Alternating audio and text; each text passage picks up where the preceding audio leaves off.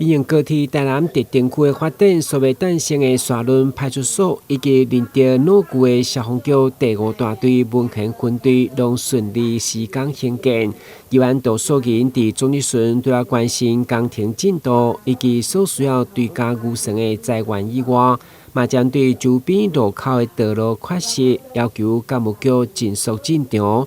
另外，德南派出所的新建工程以現況9400多萬的預算發包，已經是第2擺流標，嘛，議員要求減項設計，趕緊重新招標。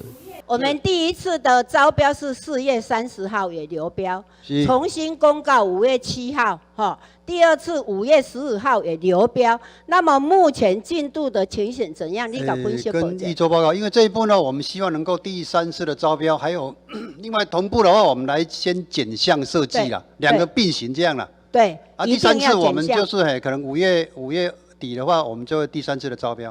5月15號是第2次流標，我就跟你們說，你們要減項，趕快來發包。你現在跟我說確定的，我們第3次的招標是什麼時候？應該是因為現在已經6月4號了嘛。對。那我應該大概時間的話，應該1個禮拜就可以來在第3次的一個。好，那就趕快。當初有可能咱一坪是20萬。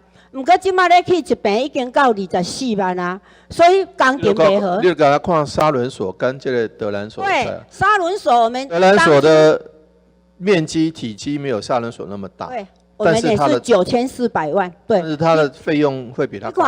一起來啊，咱家個咧流標啊，坪9400萬啊。好。加油哈！趕快第3次趕快。北都高興400萬，等於沙崙所面積比較大，量比較大。沒錯，嘿嘿。所以很多事情要早做才比較好。對。面對營建甲原物料介紹一直起，以沙崙派出所一坪20萬左右，到了要做德南派出所一坪已經起到24萬，而且規模也無沙崙的大，嘛互市長黃偉哲吐大氣。公共工程確實應該加速推動，避免成本一直高，也是全民的負擔。